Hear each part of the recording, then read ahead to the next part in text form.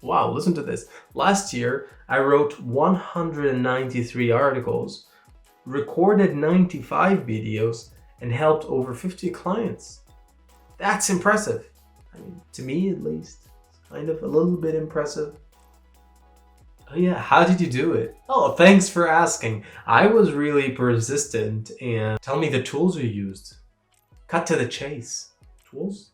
Yes, you obviously have a secret recipe of productivity like everyone on YouTube and online. Just tell me what tools you used. Well, yeah, I used some tools. What are they? Look, I used around 16 apps and tools in the past year. These tools helped me become who I am, and it helped me be more productive, you can say. It helped me write 193 articles, shoot 95 videos, and help 50 clients. So they did help me in my productivity, but they're not the main reason, of course. However, I will tell you what these tools are so that if you're interested in using them and learning from my journey and my experience, then you would do that. By the way, in case you don't know, my name is Anany. I'm an entrepreneurship consultant in Zurich, and I record videos about how, for example, there's one video about how I made almost $3,000 from writing a 5-minute article. Very short and made me a lot of money. So if you're interested in this sort of content, then I would kindly ask you to like this video and subscribe it, or subscribe to the channel, so that YouTube would spread my video even more. Thank you. That being said, here are the tools I used. First, before I understand what the tools are, you have to understand what I do for a living. So I told you that I record videos on YouTube, I write articles on Medium, and finally I consult clients in the investment world, because I use tools for each and every aspect of that. Now that you know that, let's get to it. The first app or tool that I use, which is to me the mother of all apps and tools, is Notion. It's really good in managing my time and my day. So I just look at my Notion calendar every morning to see what I have to do in this specific day and what I did yesterday. I divided projects there. I just have everything in one place. It's like sort of my brain, my work brain. What's going on where? Everything is in Notion. So I always open it at the beginning of the day. Then I start having my coffee and I immediately start looking at my second app, which is also a recommendation, Google News. Now, you might not have to use this app. I personally use it because I have to write content and record content on YouTube. So I need to know what's going on with this world, especially the business world that I'm recording content about. So I always open Google News at the beginning of the day to just see what's going on. Is Elon Musk going crazy? Is ChatGPT trending even more? What is going on? I need to know that. So these are like stage 0 before starting to actually work. Now we have 3 sectors as we discussed. We have recording, we have writing, and we have consulting. Let's start with writing. The first 2 tools that I use in writing, which are very important, is Google Analytics and Google Search Console. And these just keep my progress in front of me. I want to know when I write articles for 6 months, are people visiting my website or are they not? Am I trending in terms of the search on Google? Are there keywords that I am ranking for? Am I not? All this is answered by looking at my dashboard of Google Analytics and looking at my dashboard or Google Console. At the same time, I see, are people leaving my website? Are they staying? How fast are they staying?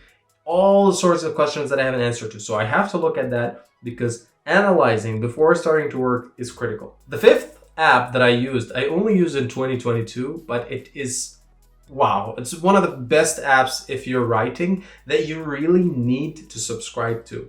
Semrush, which is something necessarily for SEO, for search engine optimization. But I mean, at the beginning, I didn't really think of it a lot, but when I started to choose keywords from there and write articles based on those keywords, I saw that I was getting visits from people all around the world who I had no idea where they're coming from. And I realized they're coming from Google search just because I chose the perfect keyword. And for that, Semrush was the perfect choice because it would tell me which keywords are not competitive to start writing about. So this is a high recommendation of mine if you're in the world of SEO or writing content online. Finally, the last app that I used in my writing sector is Grammarly, because grammar is really important and it's such an easy tool to use. I always recommend to use it if you're writing blogs or articles. Because it's, why not? You know, when you improve your grammar in general, it would increase your odds that Google would spread this, and people would like it more if you have good grammar. Now, what I don't do is I don't follow all of Grammarly's advice because it sounds more robotic and AI the more I do that. So I just look at Grammarly to see the things that I misspelled or the grammar issues that are major, that are red, and these are the only ones that I go and edit them. So that was the first sector. Then there is recording on YouTube, like this. I use Adobe Premiere Pro for editing. It's easy. I'm sure After Effects is a lot better and stronger, but Adobe Premiere Pro is easy and it does what I need done in a short amount of time. So it's my recommendation for editing. Additionally, I use IFTTT for scheduling so that when I immediately schedule after I edit a YouTube video and I schedule it and it runs on YouTube, it could automatically be published on Twitter, on LinkedIn, on whatever, so that it would spread even more and get me a little bit more views. Finally, the third sector is consulting. Now, what I do necessarily, so that you would know, is just I help companies or startups with their investment documents, so that like their pitch deck, like their business plan, I just review that and I write that for them and I help them with it. So this is what I do for a living, per se. So how do I start working in this? First thing is I check my Google Calendar, which is app number 9, and check for all the meetings that I have, as well as Google Meet. I use Google Meet instead of Zoom because honestly, it's just cheaper. That's it. They're all the same to me, but it's easy to integrate in Google Calendar. Zoom is also easy to integrate in Google Calendar, but Zoom just gives you the thing about in 45 minutes you didn't subscribe for the expensive plan they had, so you're gonna have to cut off the meeting, and I don't want to cut off the meeting with a client. Google gives you the same thing, but it gives you a limit of 60 minutes, and I never go after. 60 minutes is huge compared to 45 minutes. Apparently this was my sweet spot. I needed always a meeting for a maximum of 45 minutes.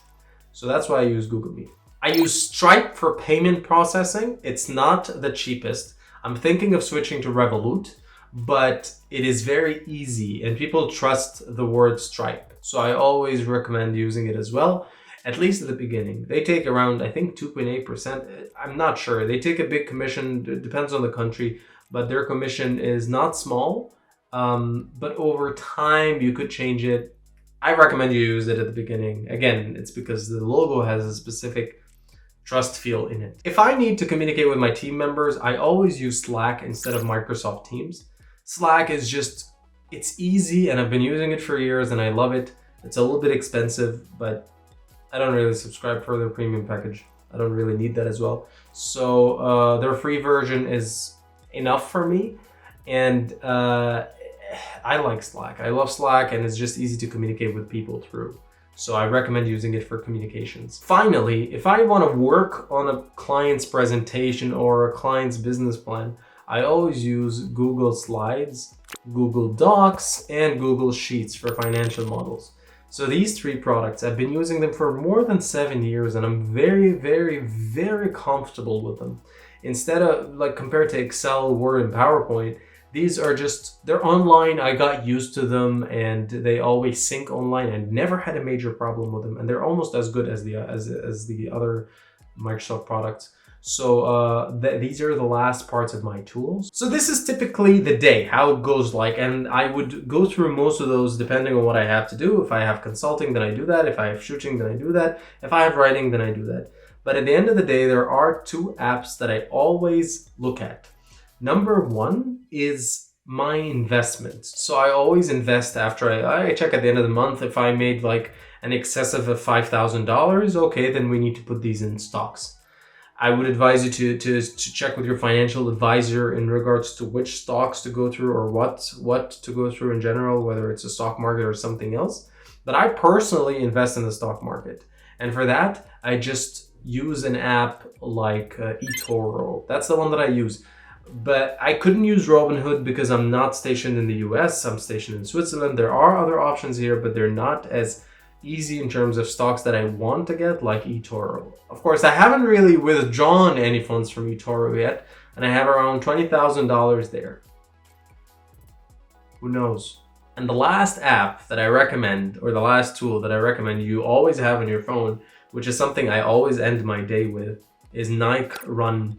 This app just motivates me to run it out. You know, you need to run out everything. When you run after a very long day of working, recording, writing, whatever it is, it just relaxes your mind and it kills everything. It just stabilizes the whole workday. So this is the last app. I love running and I love the motivation when they say, okay, beginning workout. I love it when they say that, or when I stop running, because I like to automatically record it then. There you have it, around 16 apps and tools that I use for my productivity so that I would be able to produce the number of articles, recording, and everything with the amount that I do.